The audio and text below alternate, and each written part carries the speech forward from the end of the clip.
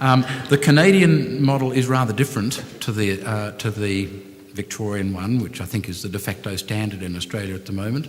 I don't know the details of the sort of litigation that began.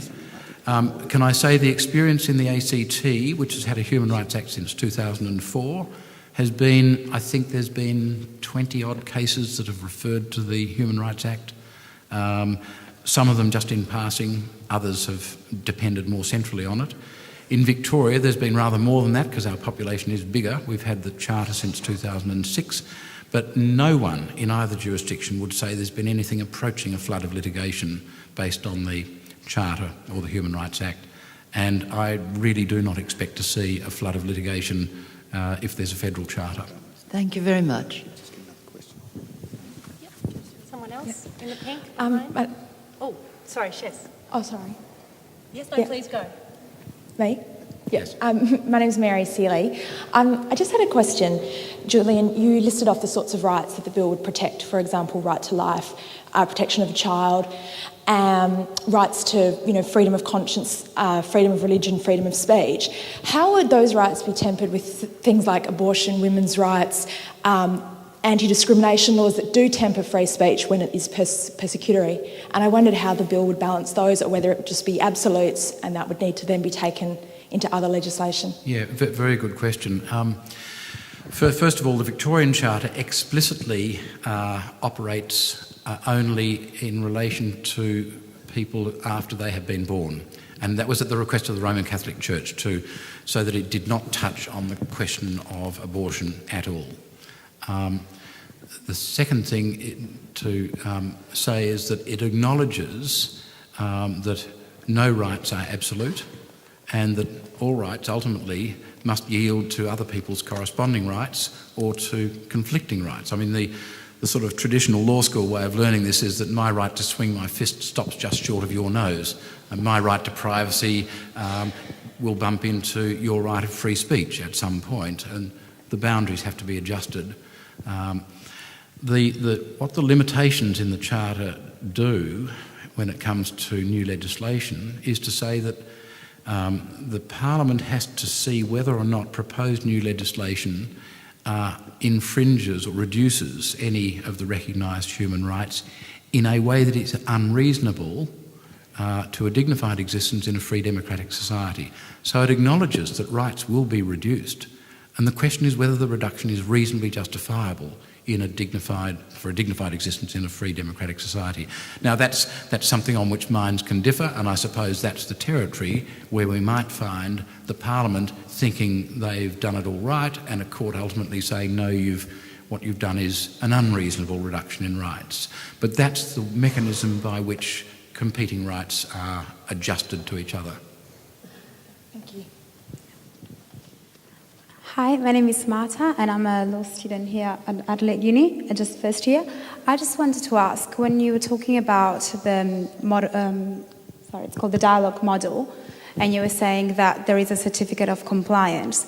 Does that mean that if the legislation goes against the Charter of Right or the Bill of Rights, can that still be passed?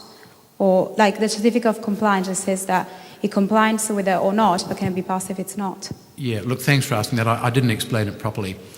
In the process of the legislation going through Parliament, an appropriate committee would have to provide a certificate which says this legislation complies with the Charter in the sense that it does not unreasonably reduce any of the rights recognised by the Charter.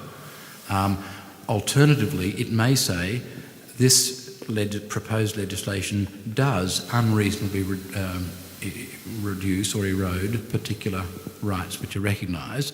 That's to say, it reduces them in a way that's not justifiable in a free democratic society. And if the Parliament wants to, it can still pass that legislation. And if they say we intend to reduce those rights in a way that's unreasonable, then there's nothing that can be done about it in the courts. It remains valid legislation. On the other hand, if the Parliament certifies that it does not unreasonably reduce any of the rights in the Charter, it may be that a court later takes a different view. You know, if someone argues, well, actually the reduction is unreasonable despite the certificate, then in those circumstances the Attorney-General has a chance to argue in the court that the reduction of rights was reasonable. The court will decide it, and if the court decides the reduction in rights was unreasonable, the legislation remains valid. That has the legal consequence that whatever the legislation says prevails, but the Parliament gets a reminder call that maybe it needs to look again at the legislation because they didn't intend unreasonably to reduce the rights, but a court has found that they have unreasonably reduced the rights. The point about all of this, of course, is that it's the Parliament which has the final say. The Parliament's word prevails and the Parliament can choose to reduce the rights or not. And of course some people will say, and Jeremy might say, well, what's the point of it then? If Parliament can trample the rights anyway, what's the point? And the answer to that is that it introduces a political cost. If the Parliament says we recognise these rights as important to a dignified existence in a free and democratic society, and now we're going to take some of them away unreasonably, people will say, well, why? And there is the political price. Thank you.